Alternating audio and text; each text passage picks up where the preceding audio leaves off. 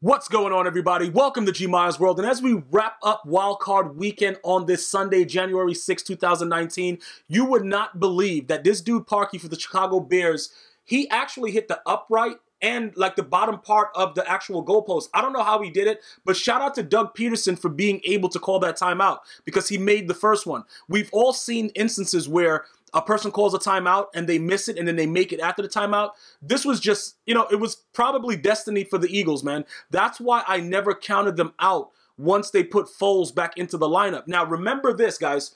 The Rams took a chance on Foles years ago, and I myself said that he was a total bum, but it's something about him playing with the Eagles. I don't know what it is. I can't explain it, but it's something about it, and it's something about the way that he's able to just, the team inspires him, and this was all an inspired win because a lot of people looked at the #1 defense and a lot of things surrounding the Bears, and they just didn't give the Eagles a shot. But you have to remember, when you're a champion, you're a champion.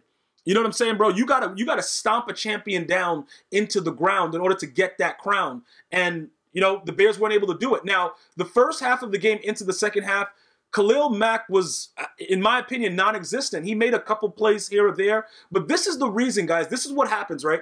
During the regular season where you hear a lot of people talk about it's just the regular season, it's the playoffs, experience, and you use those key words, the reasoning behind that is just this. You know what I'm saying? Like, this is something that, it's very, very hard to take this loss because I think the Bears played well enough to win the game. But it's a game that you hate to see either of the teams lose because they played so hard. This was a hard-fought game that comes down to a kicker. You know what I'm saying, bro? Like, that's why Vinatieri is so, Vinatieri, however you say his name, he's a guy that I value as a Hall of Famer. Because in my opinion, you don't have a Tom Brady without Vinatieri. Like, you don't, it just doesn't happen. I'm not taking away from Tom Brady's greatness, but for the things that Vinatieri was able to do, that's the appreciation of a kicker, all right? Those are the things that are amazing to me. Like, I even watched Justin Tucker in a game I'm going to get to in a second with the Ravens and the Chargers. I watched him miss a kick, and he was one of the most accurate kickers all season long. It's a really disgusting portrayal of special teams, and it's unacceptable that the Bears are going home off of this. Like, look, I don't have anything vested in either of these games. I'm just being very objective. I don't understand how the way that the kicker is set up, it's set up for failure the way that football is in general. Because the kicker has to always be ready to go no matter what, and he's not really utilized enough in the game. So he comes out cold. He comes out, not really being a part of the game. I'm not making an excuse for kickers because we've seen kickers be clutch. I just brought up a name, Vinatieri. Vinatieri, however you say his name, that dude is a Hall of Famer. His field goals by far have made more historical impact on games than any other kicker in NFL history. Prove me wrong. The dudes went up, the Raiders game was like, bruh, remember when this whole Tom Brady thing got started?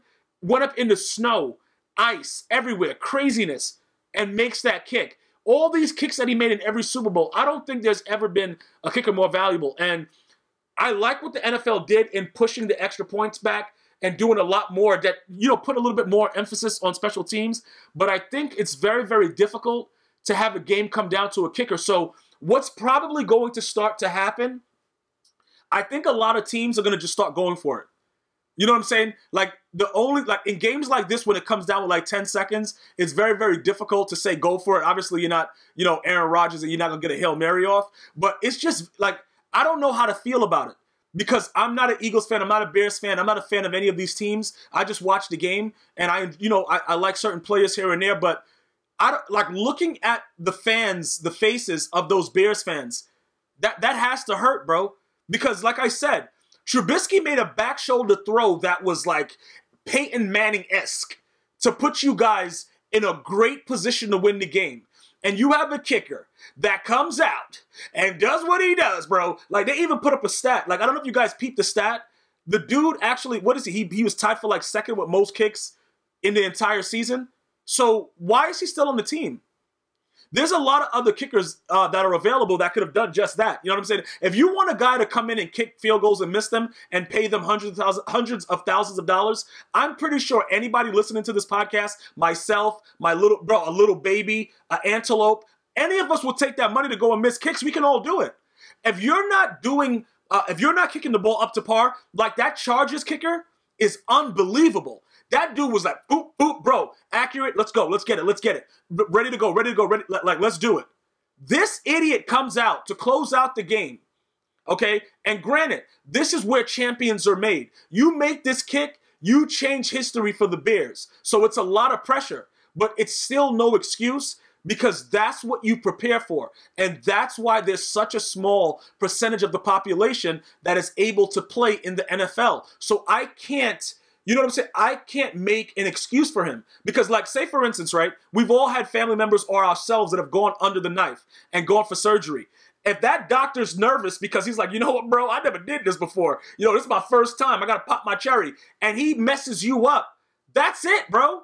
So, you know, people deal with pressure in different, you know, scenarios in different ways, but you have to make that kick. And it's a 43. It's not like it's in the 50s. The Bears did everything possible to put you as close as possible. You have to be able to make a 40-something yard field goal, bro. Like, that's so bad. And I know I'm ranting, but again, I don't like to see losses like that when you have the opportunity to win. But again, congratulations to the city of Philadelphia. Congratulations to Nick Foles and his Eagles. Carson Wentz, bro, you might have to go sit the bench for another couple years, bro, because I don't believe they win I don't believe they win this game with Carson Wentz or the last 3 that Foles won.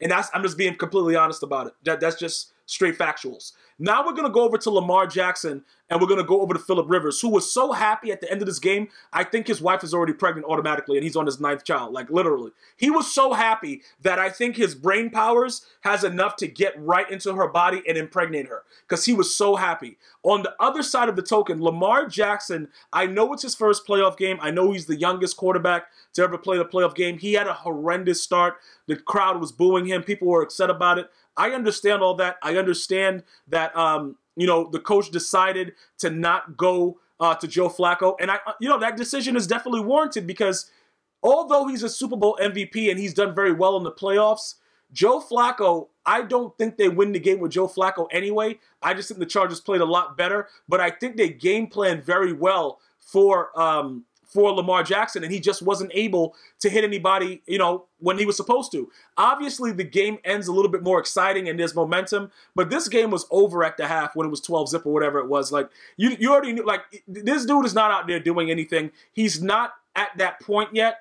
I did tweet out that he's a running back and not a quarterback. That's just based on visibility. At this point right now, that's what I see him as. Can he make a throw here or there? Yes. But he's eerily inaccurate, and it's really bad right now.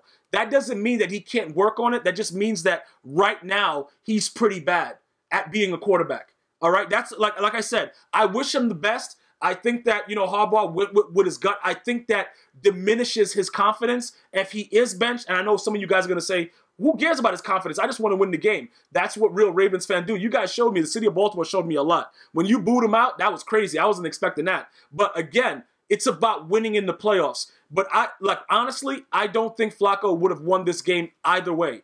And it is what it is. And in the long run, I think it makes Lamar Jackson develop better by not having to bench him, because I think it just shatters his confidence. And again, I know a lot of you guys are like, yo, I don't care about confidence. We want to win the game. But I think that is very important with such a young quarterback having to go through those stages. And this is a very important part of learning in the NFL. But it was very hard to watch him play quarterback. Other than running the ball, at one point in the second half, they had -2 yards. Like, you can't be a quarterback. You know, it reminds me of Tim Tebow. Like, being very inaccurate, but, you know, in the fourth quarter being able to step up and make a run or whatever. Tim Tebow wasn't going to be a quarterback in the NFL. It's just reality. Yeah, he got a raw deal. He got, you know, but who's not going to get rid of him for Peyton Manning? It is what it is. But at the end of the day, congratulations to the Chargers. Defensively, they played well. They're a different animal with Joey Bosa on that D-line. I expect them to be very, very, you know, I expect them to do very, very well against the Patriots. I honestly do. I don't want to pick them against the Patriots, because obviously it's the Patriots, and I can't count. I just can't count Tom Brady out. So I'm not going to say anything about it. I'm not going to say, I'm just going to watch it. I'm going to tweet it and just have fun with you guys on it. If you guys want to be part of the conversation, feel free right now to go and follow me at GmiasWorld on Twitter. And we're just going to have some fun with it, man. And I'm really excited. Wildcard week. I enjoyed Wildcard weekend of the first weekend of the NFL playoff football. Until next time, one love.